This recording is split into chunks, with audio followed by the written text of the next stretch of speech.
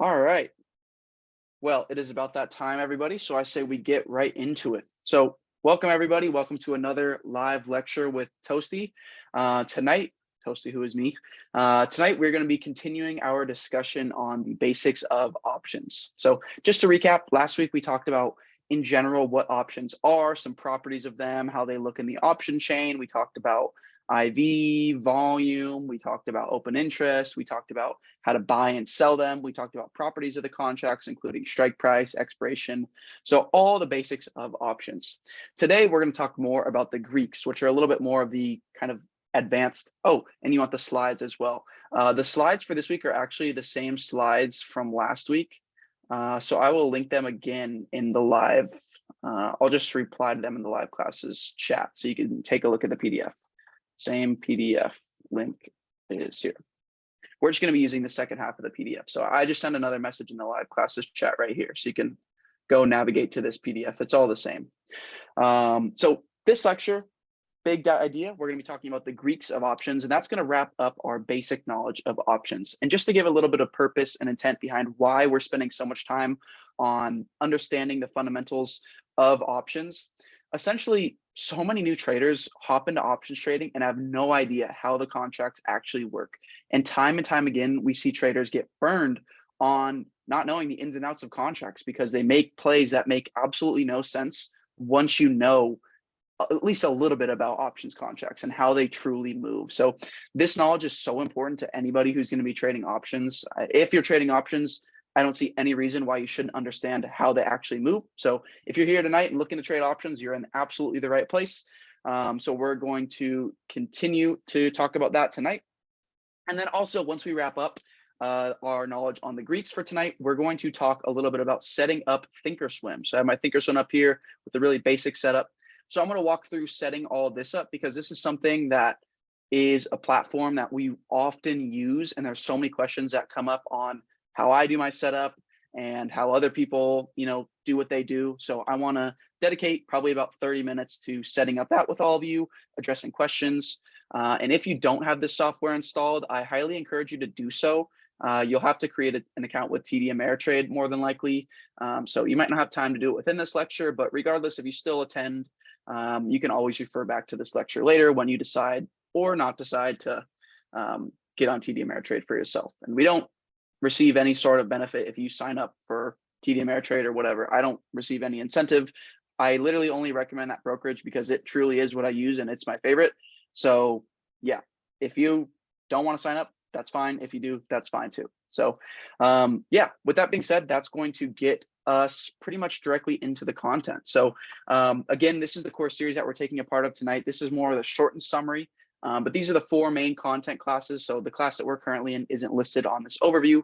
But next week, we'll be getting into candlesticks, then indicators and all that stuff. So next week is when we get into more of the core content. And again, just to remind everybody of the goal, which is to create successful traders who can find the highest probability trades and act on those opportunities with confidence. And I know that traders who have come out of this class have been able to do just that. And I can't wait to help you guys develop into traders who can do exactly this. So just another final recap of what we discussed last week's. I'll go through the slides really briefly just to jog your memory. So we talked a little about what options are. So we talked about calls and puts and what those mean. Then we talked a little bit about the properties of an option contract. So we talked about the ticker, the price, and how this all looks in different brokerages. Then we talked about how to buy an option contract in multiple brokerages. We talked about the bid and the ask. We talked a little bit about in the money, at the money, and out of the money, what that means and what those look like. Then we went through a few questions and scenarios just to check your understanding. We talked about another few definitions on what makes up the premium of option contract, how to calculate that. And then we just mentioned a few strategies. So that's a very brief recap of what we discussed from last week. And now we are going to start today with the Greeks. And does anybody know what the Greeks are or have any ideas on what they might be before I start describing them myself? Theta, gamma, okay, so those are naming actual Greeks. Yeah, so you guys are naming the Greeks. Yep, rho, wherever you spell it wrong. But yeah, so sounds like you guys have a general idea of some of the Greeks. Yeah, Yamil says they apply to contract, they control your contract, move it, financial properties of contracts. Yeah, so it sounds like you guys have a pretty general idea of what they might be. So I like that so far. If you don't know what they are at all, no worries. That's what we're going to talk about tonight. So let's get right into it. So 5 main Greeks that we are going to focus on tonight. It's important to note that there is more Greeks that are less commonly known and less commonly used that are in more advanced hedge fund strategies that aren't really relevant to us and aren't as commonly shown. But just to let you know that if you do want to continue your research and learning into the Greeks, there definitely is more to learn. There's like charm and other stuff that I don't remember the name of. So yeah, you can take a look at that into yourself. So 5 main Greeks we're going to focus on tonight, which are delta, theta, gamma, vega, and rho. This graphic is a really great cheat sheet to refer to if you need it. And if you just refer to the PowerPoint, you can print it out from there. So we're going to talk about each and every one of these Greeks individually. So let's start here with delta. Essentially, what delta means is how much an option's price is expected to change per $1 change in the price of the underlying equity. And I'm going to show you guys on the option chain what that looks like. But essentially what that means is if the stock goes up $1, our delta shows us what the option contract will go up in value. So for example, if I look at my options chain with the Greeks on, let's look at some SPY options for December 15th, just because. And I know not everybody's going to be able to see this because I'm sure on mobile it's going to be pretty difficult. But essentially, if we look at, for example, a SPY 400 call strike, the delta is 53. So what that means is if SPY goes up $1, this contract is going to increase in value 0.53 or $53. And yes, Todd, the Greeks definitely do move, and we'll talk a little bit about that. But yeah, great question. The Greeks are almost never constant. They're always changing. So very important question. Yes, the Greeks absolutely are always changing. So delta, again, represents the amount that an option contract will change relative to underlying price. So again, just to recap, this option contract is currently valued at $644. So if SPY goes up $1 to about $401, this contract should be worth approximately $700. Because if you think about it, delta is 53, our contract is 644. So that means the contract should go up $53 to about 700. And somebody asked, where did I send the PDF? Just to remind you, it is, if you go to the live classes, I replied to the message where I sent it. You can download it right here in the live classes tab. Cool. So important to note that call options have positive delta because you remember, as the stock goes up, our call options increase in value. That's something that we discussed in the last lecture. And put options have negative delta because as the stock goes down, the option contract should increase in value, meaning that the delta should be negative because a negative delta would mean that if the stock goes up, the option will decrease in value.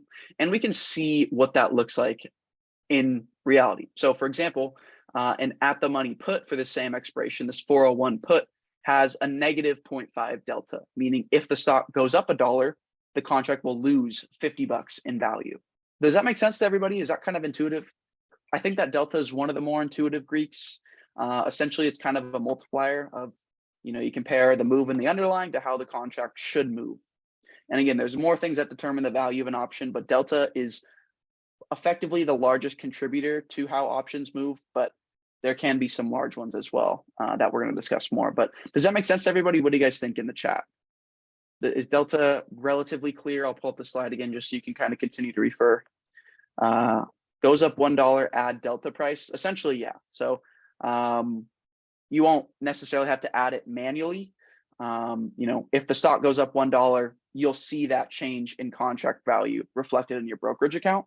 However, if you're looking to potentially predict maybe where you want to sell an option contract, you can use that delta to your advantage. So for example, if you know your price target on SPY is 401 and you know you're going to trade this 400 call, you could add this 53 delta to the current contract value and you can set an approximate limit sell. So you kind of know where you should be selling the contract. So for example, this contract is at 644. If I'm looking to sell after SPY's increase $1, I can add this delta to that contract value, which would be about $50. So let's just say for simplicity, 7. So I can set the sell at 7 and I should get filled after SPY has risen approximately $1. And again, I say approximately because there's multiple things that can contribute to this move in contract value that we're going to continue to discuss tonight, but just kind of a use case for using delta to predict maybe a potential sell. Is there any such thing as too low delta and too high delta? That's an excellent question. So think about it this way, right? If delta, for example, is $2 or $3, you have to realize that that's pretty low. Like, for example, if you have a $1 delta, that means that if the contract or if the stock goes up $1, your contract is going to go up $1, right? So your delta needs to make sense for whatever trade you're taking. Like, and you'll learn why maybe a 1 delta might make sense for a specific trade when we talk about gamma. However, important to keep in mind that you want to have a delta that's going to allow you to make money on whatever your specific trade plan is. So for example, if your profit target is only $1 above where the stock is currently trading, and you want to trade a contract with a 1 delta, essentially that means that you're going to make $1 on an option contract if the stock moves up $1. And the whole purpose of options is to be able to use the option for leverage. And that is essentially doing the exact opposite. And usually if you have a contract with a 1 delta, something else will probably go wrong to where you're either break even or red when the stock goes up $1 anyway. So yeah, that can be an example where something is too low. Too high can also be relative. Like for example, you might want a 1 delta just to protect yourself or to trade something called synthetic shares. Because if you think about it, if you have a 1 delta on a contract, that's essentially like trading 100 shares of a stock. Because if you think about it, if your delta is 1, that means every dollar the contract goes up, the share should go up also $1. So it is essentially giving you the leverage of 100 shares, usually for a cheaper price. And that's something that you'll see institutions do sometimes, is they'll purchase deep in the money contracts with a 1 delta to essentially get that leverage. So that's not something that we'll commonly do here, but it is a reason for maybe taking a contract with 1 delta. And yeah, River, that's also important to note. The delta also represents the percentage chance of a contract expiring in the money. So for example, a contract with a 1 delta essentially has a 100% chance of expiring in the money. So for example, this 346 strike call essentially has no chance of expiring out of the money according to the options market. And this 465 call has no chance at expiring in the money by December 15th, according to the options market. Does every trade need a delta, or is it on every contract? Yeah, every single contract is going to have each and every one of these Greeks. If you're on computer, you can probably see it a little bit more clearly, but you can see all the columns here, right? We have delta, gamma, theta, and Vega, which is most of the Greeks that we're going to talk about tonight, minus rho. But you'll see why rho pretty much doesn't matter. I mean, it matters a little bit more now than it used to, but still, it's pretty much irrelevant still. At least to most of us. So I saw one question. So you said you took the 0.53 and added that 644 and that's how you know. You're somehow lost and you might circle back. So just to recap, let's take a look at the PowerPoint again. You heard delta also tells the probability of it landing in the money. Yeah, that's what I just said. Yeah, that is accurate. Obviously, that will change. Delta will change as expiration nears. Delta will change as stock price moves. So that probability will change. But yes, you are correct with that assumption. A few kind of common things that you'll see with delta is at the money contracts typically have approximately a 0.5 delta. So you can see at the money calls here have about a 0.5 delta, right? All 3 at the money calls have about a 0.5 delta, and at the money puts also have a 0.5 delta. So it's just essentially saying this has a 50% chance of expiring in the money. As a contract goes further in the money, delta increases. And as the contract goes further out of the money, delta decreases. And what delta should you be looking for? That's an interesting question. There's not really a specific delta that I can say is good for each and every trade.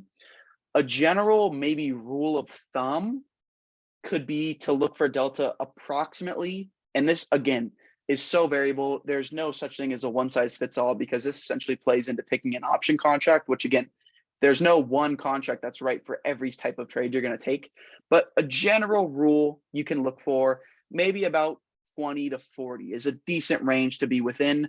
If you're looking for, usually that'll get you a contract that's a little bit out of the money, but it's close enough to the money that will make sense. So 20 to 40 is a general range that usually can make sense for most trades. But again, right, there's going to be some trades where that does not make sense, and you're going to want a 50 delta because you just want a quick scalp.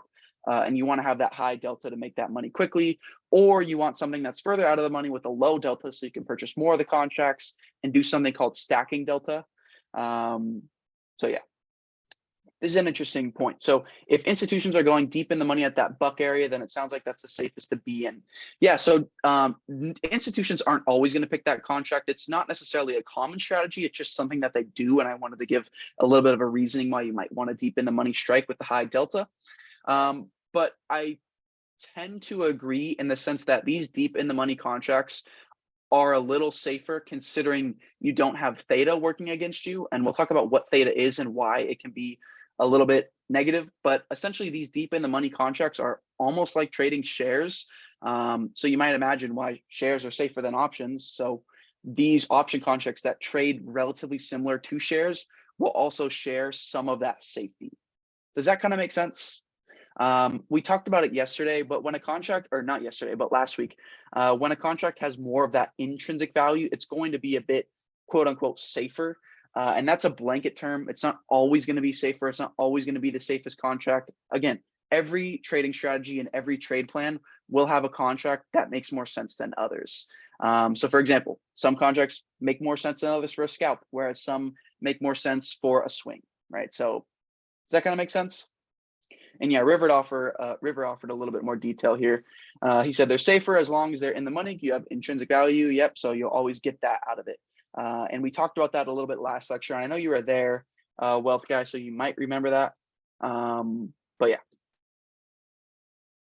Cool. So are we all good on Delta so far? I know there was maybe a little bit of confusion there, but does Delta kind of make sense? Kind of make what you're looking for Delta. Really, I think it's most important what you're not looking for in Delta. And that is something that's very low Delta. For the most part, you're not really ever looking for that. And for most of our trading purposes here at OOT, most people won't ever be trading contracts with a 1 Delta. So for the most part, when trading contracts, you're going to stay away from those extremes with a 1 Delta or a 0 Delta. Deepak asks, can I explain the Delta being 1? Well, what do you mean explain? Like why it's 1 or what exactly? I'll need you to clarify that for me because I don't exactly know what you're looking to hear. What happens when it's 1? Well, remember that delta represents how much an options price is expected to change per $1 change in price. So you have to remember that when we're looking at delta, we have to multiply by 100. And when we're looking at contract price, we multiply by 100. Because you remember from last lecture that each option contract represents 100 shares. So we need to multiply by 100. So you can see that, for example, this contract is listed as 57 bucks and 2 cents. Really, that's $5,700, right? So just to clarify on that, in case that's throwing you off again. So again, if the stock goes up $1, our contract should increase by the delta, right? So for example, on this 1 delta contract, that's $5,700. If SPY goes up $1, if a 1 delta contract, or if there's a 1 delta contract, the contract should go from $57 to $58 or $5,700 to $5,800. What's the lowest delta I would look at? There's times, I don't necessarily have a low delta that I'll never look at. Like there's times where I will grab a 1 delta contract, but that's usually for a complete lotto high risk trade. For the most part, when I'm trading and I'm not looking for some kind of high risk lotto, about the lowest I'll look for is usually around 10 delta. So that's usually kind of my floor. But again, that changes just because, it could be Friday getting close to the close and I'll grab, a 3 delta contract on a contract that's $6, which means if the stock goes up $1, that's a 50% gain, right? So that's kind of an important thing to keep in mind. Will delta decrease as the implied volatility drops and vice versa? That I'm not 100% sure on. I believe there's a few things that go into calculating data, and the true calculations of all these Greeks are relatively complicated. But I can't say certainly that the delta will change based on implied volatility, but I can say for certainly that the contract value will change based on applied volatility. And we'll talk about how that works in just a little bit. That's actually another Greek. So I'm sure there's probably some change in delta with implied volatility, but I can't say for sure. Like I'm sure it's some kind of weight in the calculation, but again, it's relatively complex. So I normally don't talk about the calculations because I personally don't even familiarize myself with them because I don't think they're specifically relevant. But if you're looking to learn more about that, you can absolutely do kind of some independent research into how in detail they're calculated, because we have kind of general calculations based on the Greeks, but there's going to be more kind of tiny specifics because these are really complicated.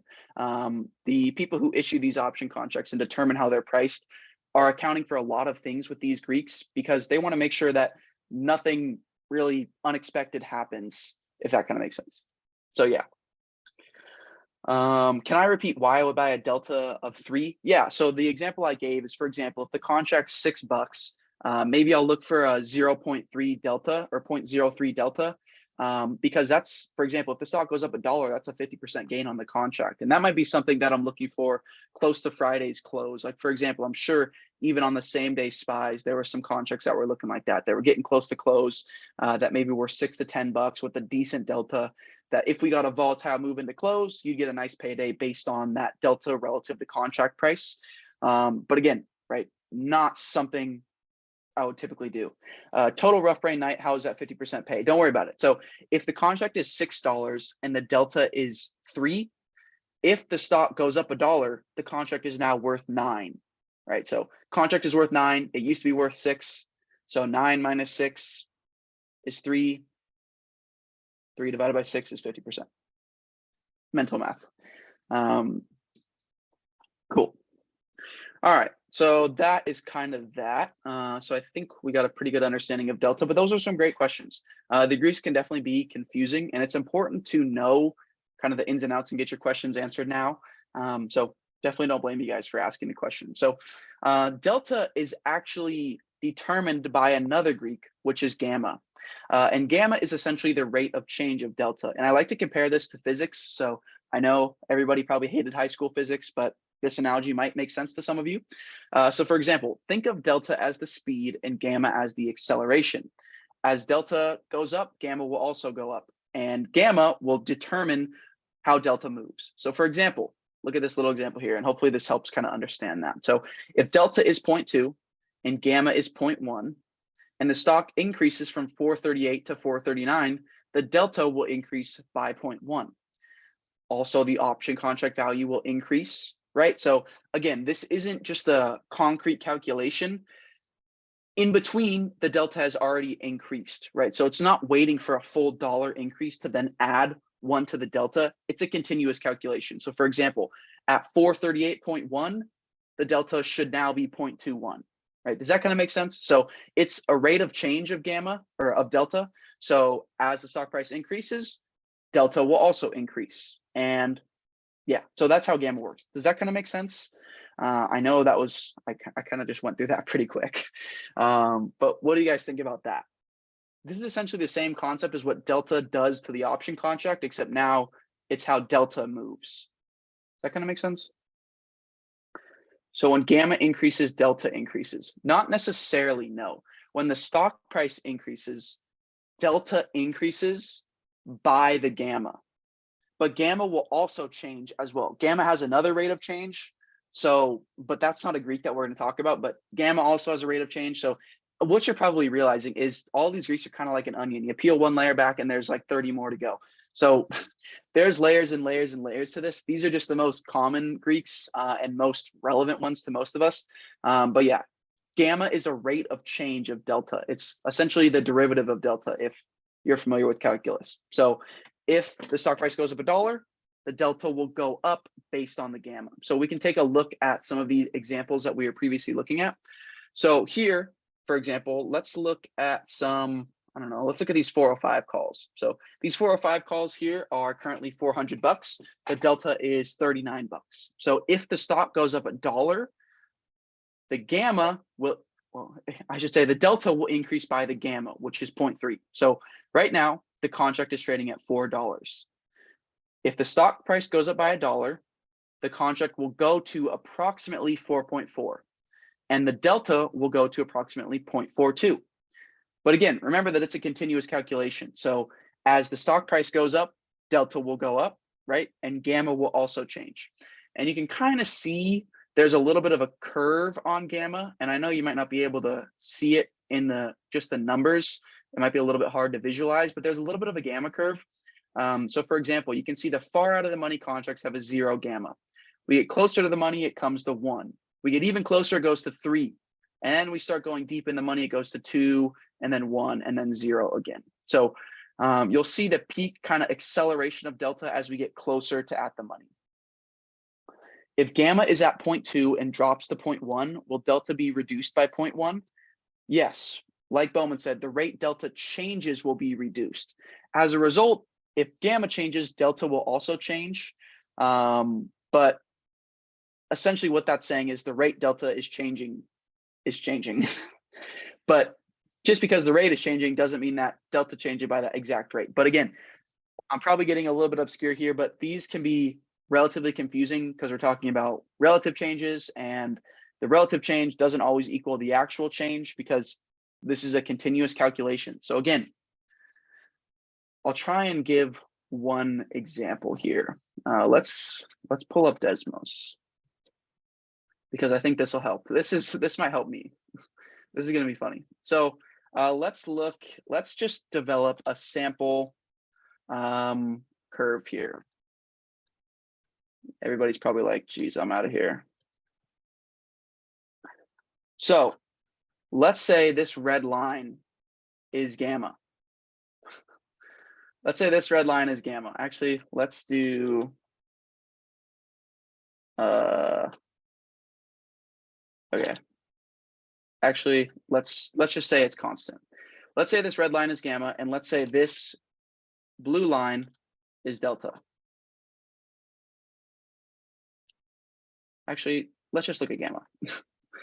So this might not help at all. So let's say the x-axis here is the stock price. Actually, this is gonna confuse you guys even more. I'm not gonna do this. I didn't prepare that example, so I shouldn't do that example off the fly because I've never done that before. So I don't want to do that, but it would have been a good idea if I prepared that. So yeah, I don't want to throw you guys off a lot, but does this kind of make sense? Yeah, it would be the bell curve, but essentially, yeah, I wanted to simplify it and then it wouldn't have made sense. So yeah. You want to see a bell curve, Bowman? All right, well, maybe next time I'll rehearse that a little bit better. So I'll actually have something that I'm proud of to show you guys. So gamma is what makes delta exponential. Delta is not necessarily exponential. I would say theta is more of the commonly exponential Greek. However, gamma is what changes delta. That's the safest, most truest statement. But delta is not necessarily exponential by definition. Does that kind of make sense? You're toasted. Yeah, I know. This is honestly the most detail I've gone into for the Greeks. What would be too high of a gamma? Gamma is not something I commonly look at. I saw River mention that he looks for a high gamma on contracts that are like cheap into close, but yeah, I don't necessarily have a high or low limit on gamma. Gamma is not something that I commonly look for, to be honest. It's just something that you can look at and be like, okay, you know, as the stock price increases, you know, here's my gamma. What I mainly look for in option contracts is delta and theta. Yep, that's what I mainly look at is delta and theta. I personally don't pay as much attention to gamma, but we got to talk about it. All right, let's talk a little bit about theta if there's no more questions on gamma. Look at the gamma in weekly AT&T. I'll take a look. Yeah, that's crazy. What does gamma squish means? I'm not sure. So do any of these Greeks have one that's too high or too low? Yeah, there's gamma squeeze. It's when like, I don't know exactly how it works, but there's essentially like, I believe people call them like gamma levels or something. And it like talks about where dealers or hedge funds have the most option exposures. And if price breaks that level, then they need to hedge with delta or something. Or I could be completely making up this story. But I know people were saying the whole like AMC GME thing was going to be some kind of gamma squeeze, and that never happened. So Yeah. Yeah, I think River kind of defined it more precisely than myself. So contracts going in the money shorts are forced to cover. So delta increases so quick that it forces a squeeze. So yeah, essentially what I was saying is there's kind of those specific exposure levels. You'll see it'll usually happen around those round numbers. So for example, like 400 is where we'll see a lot of options exposure. So if that level is broken, you'll see people need to kind of make hedges or shift their positioning quickly, and that's what can cause that option related squeeze, because they have that options exposure at specific strike prices. And if that strike price is breached, their hedging becomes, or their positioning becomes different from being delta neutral. Yeah, we could go down a pretty deep rabbit hole. But yeah, that's something that there could probably be a whole lecture on, is kind of how the option market influences the stock market and how dealer positioning can influence net moves on stocks. But I won't get too far down that hole tonight. But let's talk a little bit about theta, because that is arguably the second most or first most important Greek. So theta is the time decay of options value. Oh, and one thing I wanted to say about somebody's question is there a too high or too low on any of these options? Theta is one where there absolutely is a too high or too low, but it's important to note that it's actually pretty relative. So theta is relative to the option contract value, and we'll look at some examples at kind of a high theta or low theta relative to a contract price. So theta is the time decay of options value, and it increases exponentially as expiration nears. So you can see on this graph here, when we're far out, the option value decays relatively slowly. This y-axis is the option value, x-axis is time until expiration. And as we approach the expiration, the decay in option value increases most rapidly. And this is due to theta. So theta increases as we approach expiration. So you can see why having long-term expiration contracts can be so beneficial, because theta is so minimal. And this is also a property of in-the-money contracts as well. If a contract is deep in the money, theta is also pretty minimal as well, relative to the actual value of the contract. So you can see how as contract approaches expiration, theta increases on an exponential rate. So that's theta. And let's look at a few examples here. And I just want to compare a few expirations on SPY, since that's a pretty nice stock, pretty relatable one as well. So let's take a look at the theta on tomorrow expirations.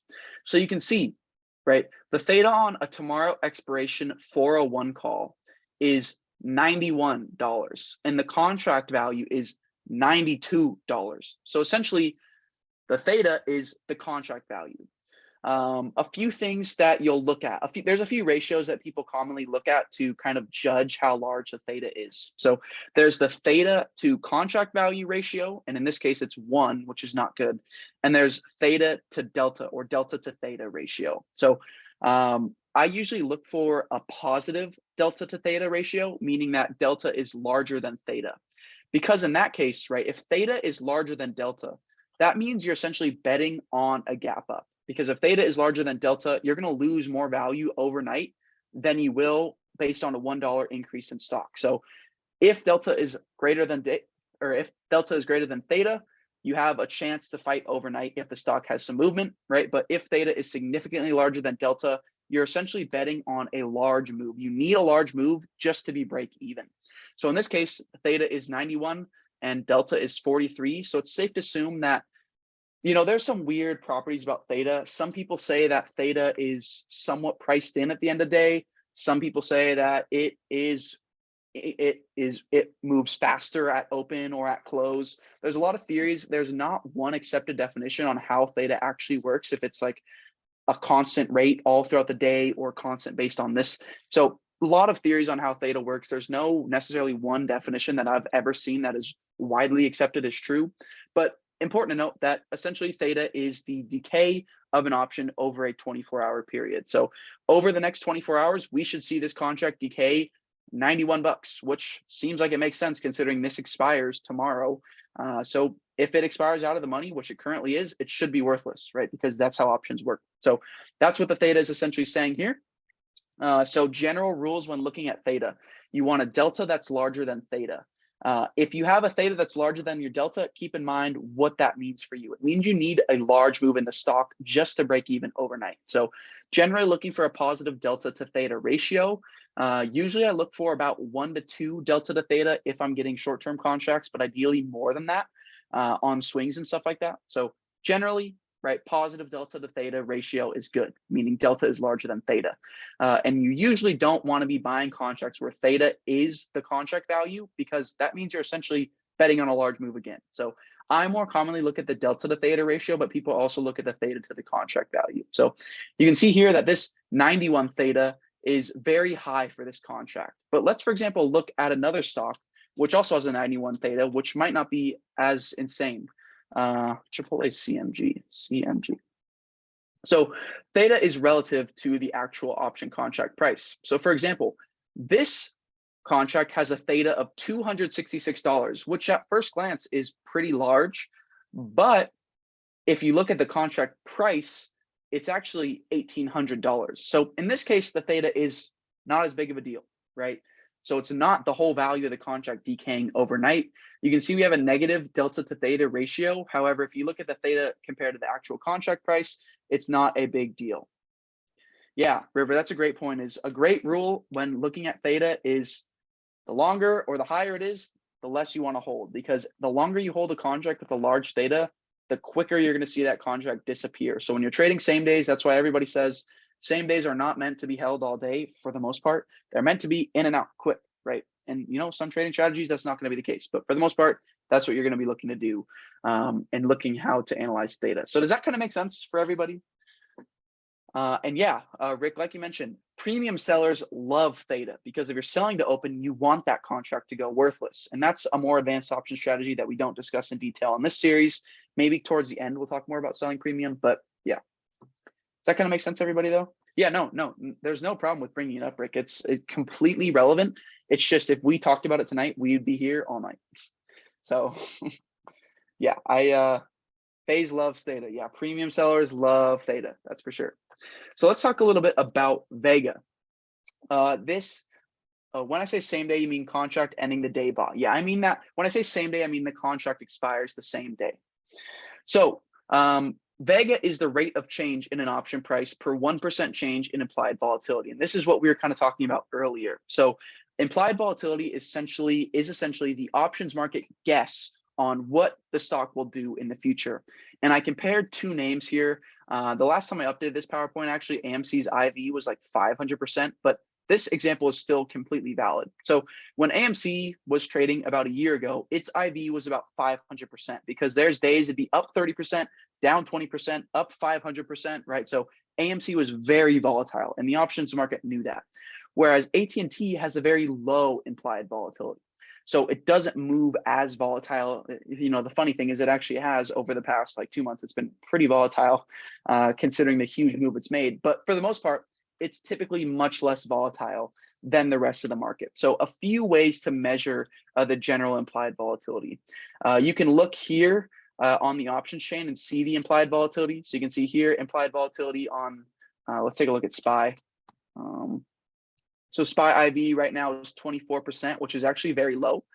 You can see on the further out explanations, it goes down to 20% and 16%. Into December, it increases because we have FOMC this week. So it increases up to 25%. So you can see how IV changes as expiration changes. So IV is set per expiration. Let's look at a more volatile stock though. I'm sure AMC has still high IV. Yeah, so you can see AMC IV is 156%. So when IV is high, you're essentially paying more for your contracts automatically. So if the stock is flat and IV drops, you're going to lose money automatically just because of that. So you're generally looking to avoid high IV. And a general rule is I like to look for contracts under 100% IV. And usually that's even very high, but above 100% IV is when things start to get pretty ridiculous. So almost always looking to trade contracts under 100% IV. Above that, it usually doesn't make sense for me to get in. So there's a general rule of thumb for you there on IV. And there's also something called IV crush. And this is something that's so commonly ignored into earnings. So again, right, the market knows when there's going to be volatility. You can see it on the options chain, even for SPY. Coming into FOMC and the CPI in the mid-December, IV very clearly increases on these contracts, right? Into next, we get drops because it's expecting more flat or less of a trend. And the week after that, it's expecting more moves into CPI and FOMC, which is completely reasonable, right? Completely reasonable, completely makes sense. So the reasoning behind this is the market knows what's going to happen. So it's going to make contracts a bit more expensive to protect itself, essentially, or market makers to protect themselves. So when you see IV rise, you're essentially getting less bang for your buck. So when IV is low, it's like a sale, right? And when IV is high, it's like, I don't know, the price just got raised. So you want to be looking for relatively low IV conditions to be an options buyer. Does that kind of make sense to everybody? So an overall way to look at what IV is looking like in the market is taking a look at VIX. So when the VIX is low, IV overall is lower. And you can see that at this point in time, the VIX is at a pretty low point. It's actually, at this pretty common low point here. So IV should be low, right? Just judging by the VIX in general. The VIX is the market volatility index. It essentially looks at the 30-day to expiration SPX put and call options and performs some kind of magic calculation in a black box based on that. And it prints this number, which is currently 20.75. So it's essentially just a number that shows the market's expected volatility based on SPX options. That kind of makes sense. So the VIX shows what the market is anticipating for future volatility. So this is showing kind of the 30-day implied volatility because it's based on those 30-day expiration options. So that's kind of what the VIX is. And yeah, Rick, this isn't an instrument that can be necessarily technically analyzed because it's based off of a calculation. It's not a stock, but it is important to note that there are some levels where it is pretty common for it to bounce or reject. I mean, anybody can look at this chart and say, it looks like it's got some support and resistance pretty evidently in specific places. So important to keep that in mind. Can you explain how to calculate contract value using the actual Vega value and where to find that 1% change? So I'll start with the end of that question. Where to find that 1% change, at least on ThinkorSwim, is right here at the end of the options chain. So if this 20.58% increases to 21%, then you should see an increase in the options value based on that. And if you already have the option and you see an increase in IV, that's great, right? Because your contract now goes up. And if you see a really quick move to the upside or the downside, you'll see IV also move in your favor, which is great for options buyers. And that's why options buyers love to see a nice volatile move in their favor after they're already in, because not only do they get a benefit from Delta, but they also get a benefit from the IV, which is Vega. So for example, if IV on this contract increases only 1%, the contract will go up almost 10% in value, right? It's a $200 contract. Vega is about 14 bucks, and that's obviously an oversimplification, but it'll increase about 15% just based on a 1% increase in IV. So important to keep that in mind. I've seen SPY IV up to about 35%. So it's not really, every stock has different IV ranges that it's common in. You can search up the IV percentile that it's currently trading at, which shows if it's trading at a high IV overall or low IV. But there's some stocks that have just typically higher IV. For example, Shopify has a more elevated IV. You can see it's more closer to the 70s, 80% range. We take a look at AT&T, it's in the 20s, right? So it's going to be a bit lower. Same thing with like our Coca-Cola. It's in the high 18s, right? High 19s. So important to keep in mind the difference there. And can you trade VIX? You can trade it through a few different manners. So there's futures, which you can trade, which are /VX. And there's also an ETF that attempts to track it, which is VXX, which doesn't work so well. There's UVXY, which also is made to track the VIX. And you can also trade options on VIX itself, but you can't trade the actual shares of this. But hopefully that answers your question. My preferred way to trade it has always been VXX, but that doesn't really follow VIX anymore. It's kind of disconnected through some external reasons. But yeah, that's kind of that. But yeah, a few ways to trade it there. All right, and let's talk a little bit about Row. Yeah, VIX itself can only be traded with options, not shares, but there is those kind of exchange traded notes where you can take advantage of that. So I say Row is pretty irrelevant because it's really isn't something that changes very often. In the current market, though, it is changing pretty frequently.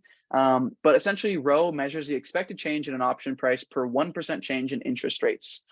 You should be familiar, or if you're brand new, you might not be, but the Federal Reserve is currently hiking interest rates higher to combat inflation. So as those interest rates go higher, technically options should become a bit more expensive based on rho. And this is derived from the risk-free rate, which is United States Treasury bills. So as those T-bills increase 1%, the options should increase by the value of rho. And you can see that rho isn't even listed here because it's pretty much not relevant. I can add rho. I don't even have it up because I'm never really going to look at it, but it's so small. It's 1 on these KO contracts. Let's see what it is on SPY. It's 6, 5, so it's not bad, I guess. So as rates move, you'll see kind of rho influence your contract. So it's actually a little bit more significant here, a 6, 5. So there is some contribution from rho here, but for the most part, it's pretty minimal. And these contracts or these treasury bills aren't moving 1% in a day for the most part. So delta greatly outweighs the effects of rho. That's why it's not really talked about or looked at very much. Does that kind of make sense? But yeah, just introducing it to you all so you guys know it exists. So with that being said, is there any questions on the Greeks? Any questions on the Greeks in general?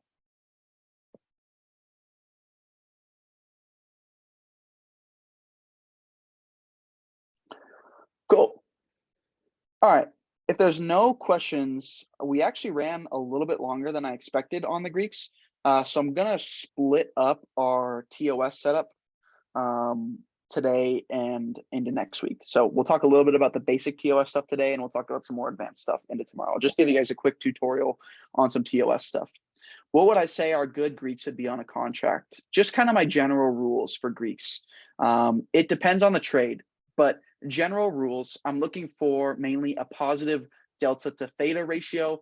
And I'm looking for theta that's really about, again, depends on the trade. But for example, if I'm looking for a swing, the theta has to be less than 10% of my contract value. So for example, if my contract's $300, my theta has to be less than 30. It's just too much for me to be swinging contract with a 30 theta. If I'm going to lose 10% of the contract overnight, why would I swing it, right? So for the most part, that's kind of my general rules of thumb. Again, it's general. There's no one size fits all. So, there's going to be times where a negative delta to theta ratio makes sense if I'm looking for a quick lotta, or a high theta overnight swing makes sense if I'm looking for a big gap up. So these aren't rules that are set in stone, but just kind of my eye is generally looking for a positive delta to theta ratio.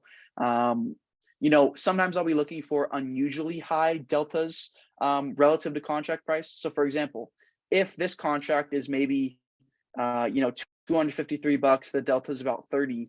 But if this contract is maybe $50 less, but the delta is only, $1 or $2 less, maybe I'll look and buy that contract instead. So I'll be looking for that as well, potentially, but yeah.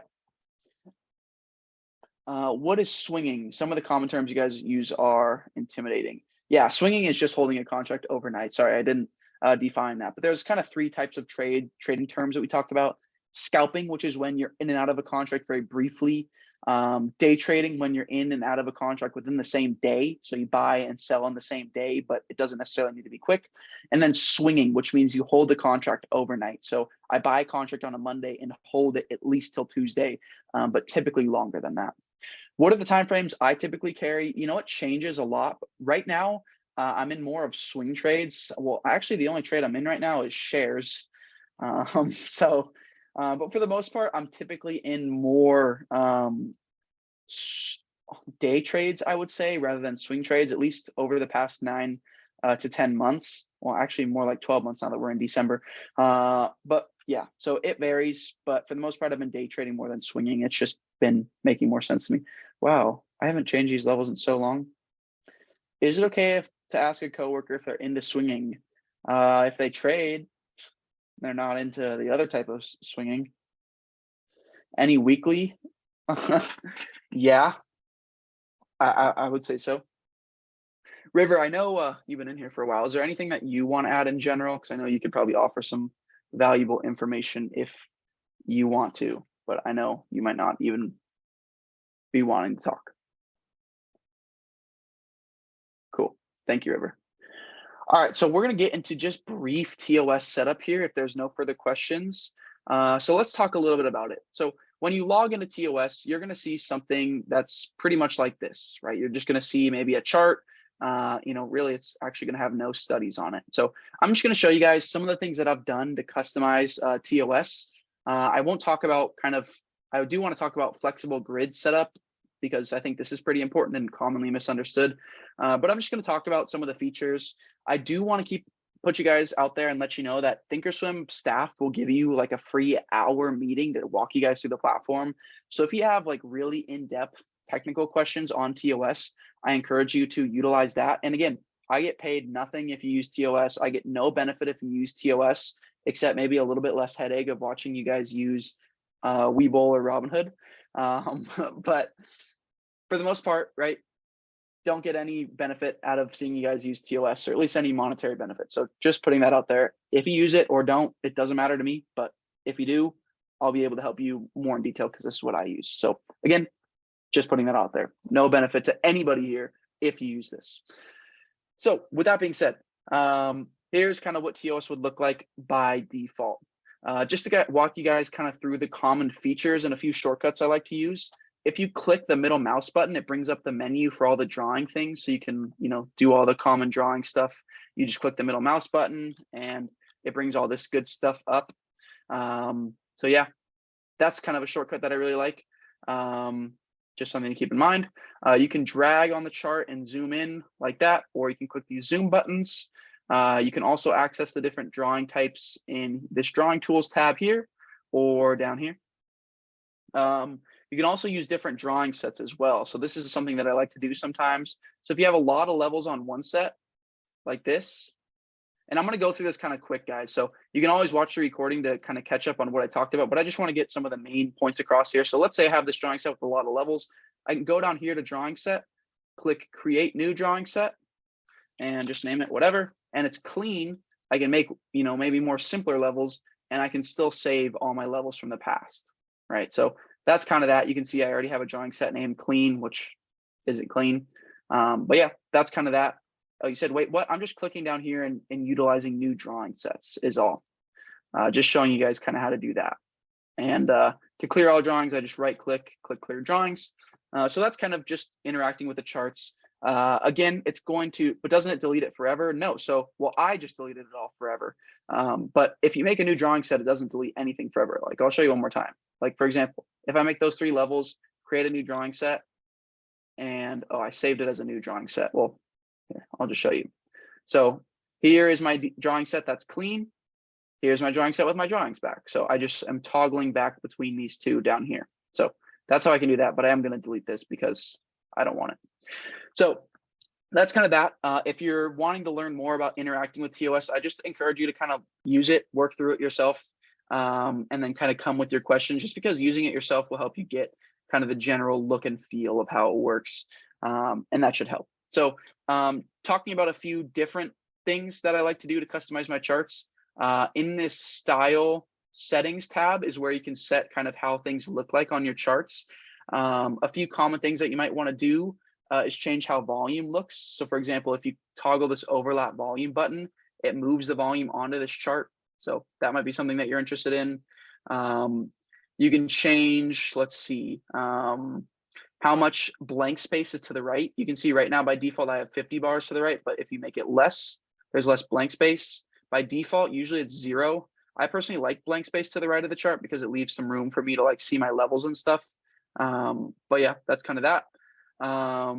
You can add different timeframes that are your favorite. So to access these timeframes, you can click them here. So for example, if you really like the 1 minute chart and you want to see 200 days on the 1 minute, you can make your own time frame and save it there in like a little shortcut. And then here's where you can get into how things kind of look. So there's different styles of candlesticks. Really the only two that I ever have used are candle and bar. And I'll show you kind of how I can toggle between that. There's also ways to change colors, change your crosshair. Again, this is all stuff that you can just kind of explore. You can turn off the after hours sessions, all that good stuff. So I'll show you guys just what you can do from there. So for example, let's say I customize all those settings and I want to save that for later. I can click Save Style, name it something, and then it shows up in this little list right here. So you can see I have some old ones as well, but here are two kind of main setups that I like to use. I haven't used this one in a little bit, but this is a really fun one that I like. Shout out Calagian River. But yeah, so you can save those styles if you want your charts to look different. I'm sure I have some other older styles, like for example, these are different colors. This is a different color background. So I just have different styles from stuff that I've used in the past if I want to change how things look. So that's one example of things that I use to kind of customize my charts. And then you can also do the same thing with studies. So for example, if I add a couple studies, I can add that and go to Save Study Set. And I can save this study set to reference it for later. So I'll show you guys how I kind of apply that. So I save a bunch of my study sets so I can just quickly go into this menu and load up some studies. So for example, I have my volume profile set here. I have my moving averages. Oh, wait, that's not what I meant. I have my moving averages here, I think. Yeah. So just a few different study sets that I have. There's a lot of old ones, but I like using that because I can quickly reference these study sets and access them. You can also switch what you're seeing on this chart. So you can add the level 2s, you can add the news based on that specific stock, the time and sales by clicking these buttons on the right side. And somebody talked about buying and selling options on TOS. And what to do for that is you're going to want to have an active trader window. And that looks like this. Right now, it's tied to this specific stock that we're looking at. But the active trader window essentially brings up a ladder. So for example, if I just click buy market or sell market, you can see it kind of shows up here as well. It shows that I can sell 100 market or I can buy 100 at the market price. I can click on this ladder to put in an order. So for example, if I wanted to put in a limit buy, I can click that, put in a limit buy. So I love the active trader. So that's kind of in general, a few big kind of setup things. You can also go into application settings here and customize how things look. So there's a few different kind of settings here for you. I made a custom one that I customize the settings to be all black. You can do whatever you want. So I want to just talk really quickly about setting up a flexible grid, and I'll talk about it more in detail into the next lecture. So before I go on, does that kind of work for everybody on basic setup? Does that all kind of make sense for everybody so far? I'm going to spend like 10 minutes setting up just a really brief flex grid, and then we'll talk a little bit more in detail next time on kind of personalizing it a bit further and stuff like that. But does that kind of make sense to everybody? Just kind of showing you guys around. One of my favorite things is this shortcut, this middle mouse button thing. I really like this. It's really easy for me to chart quickly. I like that, and that's not something that people know, I think. So yeah. So any other, can I please share briefly about Theta Premium? What do you mean Theta Premium? I don't exactly understand what you mean by Theta Premium.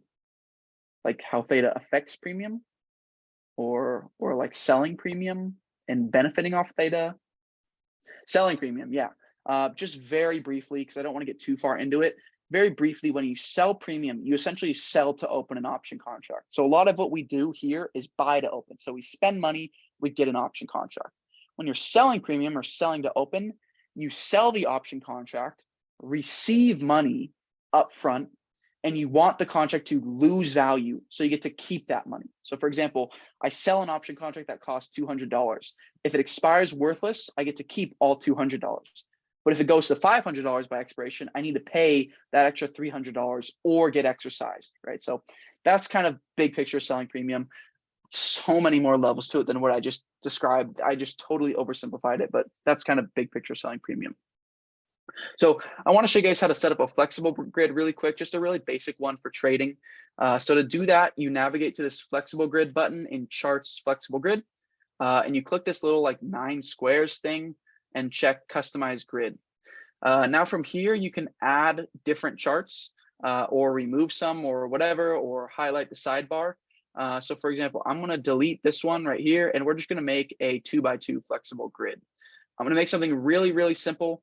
So let's just do this for right now. I want to delete this one and add that, so we have freedom to do what we want. And why is it not showing the sidebar there? That's weird. All right, whatever. So that's that. You can also resize this flexible grid to whatever you want. That's why they call it flexible. So you can do that. So I'm going to just lock this design in right now. So I'm going to just type in some tickers here, some different charts. So we're going to type in QQQ and SPY. And I'm going to click this button, the C button, to pull up chart. And wow, that's super ugly. Why does that look like that? Oh, so I'll just load my style. So we talked about how to create the style so you can kind of see how that comes in handy. So now I just click load style and all my color settings are saved right here. So now I'm going to show you guys just some few other tips and tricks. So you see this kind of chain icon right next to the ticker. What I'm going to do is I'm going to assign a number to each one of these windows on the right or on the left here. So SPY has number 1, QQQ has number 2. I'm going to assign those same numbers on the right side here. So number 1 and number 2. And I'm going to change these windows to an active trader window, right? This is, again, really, really simple, just showing you kind of the benefits of how you might be able to do this, right? And this, actually, I guess we're trying to trade options. So I'm going to actually take that off. But again, here you can see, how you can have maybe a 15-minute chart here, right? So you can be looking at one 15-minute chart here, another 15-minute chart right here, right? And again, really, really simple setup. This just shows kind of the benefits. And maybe you want to add some other stuff. So let's add a few more charts in here just to show you guys kind of the power of these flexible grids. So I'm going to move the active trader windows to be smaller since we don't need them to be that big. I'm going to make these two linked. So I'm actually going to link this 15-minute chart on SPY. So here we can look at maybe the hourly chart here. We're going to load our style here that we already created and saved it so we can always put it in. Go back to the hourly. Right. And now I'm going to pull up another ticker. So maybe we want to be watching the VIX as well when we're trading. And I'm going to resize this to be this size. Again, load my style so everything looks the same, but maybe I want the VIX to look like this. So I'll use the examples of how powerful the styles are. Once I create something that I like once, I can reload it everywhere all the time. So those styles are really, really useful. So now, for example, I can pull up some option contracts. So maybe a SPY 22. We'll look at the 8th expiration call and we'll look at the 400 call. Right. So now I have the option contract right here on the right. I have the SPY 15-minute chart here, the SPY hourly chart here, and the QQQ 15-minute chart. And I just did that in 10 seconds, right? So it's not 10 seconds, I meant 10 minutes. So here you can kind of see how the flexible grid can be so powerful, right? I'm looking at 1, 2, 3, 4 charts on the same screen, and I can trade 2 different option contracts all on the same screen, and they're all pretty easily visible still. And I can use my saved study sets now to pull up maybe some different indicators. So maybe I want to pull up my moving averages and zoom in a bit more with the RSI. And maybe on this one, I want a different study set and I can pull up, the Bollinger Band or something, right? So a few different types of things that you can use. Again, this is just the power of ThinkorSwim and a true brokerage charting platform in general, right? All you need to do is create some study sets that you want to use, create some styles or a style that you want to use, which again, the style defines what your charts look like. The studies define what your indicators and stuff looks like. So you use those save style sets and save study sets. Then you come into the flexible grid. You customize what your layout wants to look like. So for example, here I have the SPY, here I have the QQQ and the VIX, right? And the benefit of using this linking, right? So you can see this is number 1 and this is number 1. If I change a ticker in here to, I don't know, what do I want to look at? Apple. It changes not only the 15-minute chart here, but the hourly here. So if I change it to BA, it changes both charts, right? So I can always be looking at the 15-minute and hourly chart for the same thing. So that's pretty useful, right? And here I can also look at the option contract. And if I want to look at the option contract chart on the same window here, I can click this C. So now I see the option contract chart here. If I don't like how this looks, I can click on flexible grid, customize grid, add a window below maybe, and link these two maybe. So I link these 2 to 3. So this contract is always showing the same thing. Again, so I know I'm blowing through this super quick, but again, this is kind of all the different things that you can look at here. Let's see. Okay, yes. So the sidebar is not rendering there. Let me fix this. So maybe I want to have the option chart up below if I want to watch the chart. So yeah, that's pretty much it, I guess. So that's kind of a quick kind of tutorial into building a flexible grid, building a study, changing the look and feel. If you guys need, we can talk more in detail about it. I'll run like a little bit of a poll in the next lecture, but how do you guys feel about this kind of brief setup? I know we lost like 20 viewers once we started this, so definitely wasn't relevant to everybody, but that's fine. But this just goes to show how quickly you can set up a really nice trading setup, and you can totally customize it to yourself. And again, you don't even need to just be stuck to one window. You can pop this out here, detach, and now this is a window of its own, right? Oh, well, you can't see that, but now I have a duplicate window here, right? So I have the exact same window here, and then I can customize this one to be something different, right? So maybe I only want to see this and change the tickers and all that good stuff. So this, again, benefits of using a flexible grid, right? You can customize it for multiple monitors. And yeah, this just goes to show how versatile you can make this platform for you. So, oh, Craig, you are saying that at the right time. FaZe is here to talk to you about selling premium if you want. If you want to reach out to FaZe, he will tell you all about selling premium. I promise you, he will talk to you about that all day. Once you get that guy going on something that he cares about, oh my God, he'll never shut up about it. So you talk to FaZe about storage units or selling premium, that guy will tell you everything you need to know. So please reach out to FaZe if you want to learn more about selling premium. I am not the expert. I know what I'm talking about, but I'm not the expert. Yeah, storage units. FaZe is a storage unit hustler. This guy does everything. You think it's funny, but yeah, you laugh, but just wait. Once he gets to talking, what's the ticker for storage unit? I don't know, U-Haul or I don't know, what's that other place? There's that chain. Yeah, you guys got to watch out what you say around FaZe, because storage units and selling premium, that's like his crack and meth, and his needle is the Discord server. What's the beta for storage unit? If you ask FaZe, it's like a 0.1 beta. Well, hey guys, yeah, again, FaZe is your resource for selling premium. If we do a selling premium lecture for this kind of beginner course series, FaZe is going to be the one that runs that. He is the expert. But yeah, Minion, we're getting late in the lecture, man. But Minion, did I kind of answer some of your questions with the TOS setup? Did that help you a little bit? Because I know you are kind of looking and exploring into that whole setup side of things. So did that show you anything that you needed to know, Minion? Cool, super helpful. All right. Well, hey guys, I think we're gonna mostly wrap it up here. But any chance I'll do a slower TOS class? I can do a more detailed one. The only reason I'm doing it so quick right now is I want to keep the class moving. I don't want to stay on the basics for too long. Well, I guess it's all the basics, but I want to be able to get into candlesticks next week to stop in. Oh geez, yeah, I'm gonna head out, but I mean, if you guys want to stick around and talk about selling premium, shit, I won't stop you. And I know that there's some people who are asking about selling premium. So FaZe, I'm planning on ending it. I gotta go to the gym and eat dinner, but I just made you host. So I don't know what your availability is like, FaZe, but if you and River wanna, I know Craig has been really interested in selling premium. He's asked about it like 5 times tonight. So if you want to talk to him about it, and I'm sure there's gonna be some other people that want to listen in, you can be my guest to do that if you want, FaZe. Are you guys down for that? If there's people who want to, I'm all for it. But I joined late, Tostie. It's your lecture. I just wanted to join you, bro. Well, hey, brother, I appreciate you coming. It's great to hear from you. We gotta hop on a phone call soon. But yeah, damn, River says thanks, Tostie, and love you, FaZe. Damn, no love you, Tostie. What's new?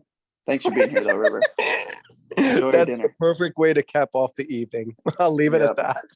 That's usually how he does it. But hey, if I'm gonna head out, but FaZe, if you want to stick around for 2 minutes and see if people hang out and want to talk about selling premium. So I'll let you run, bro. Go ahead and get some dinner. I'll just briefly, just to help Craig out, I'll talk very, very briefly about selling premium, just from a really high level. Great. In essence, what I'm gonna make you host. All right, go for it, buddy. I'll talk to you soon, bud. Have a great night.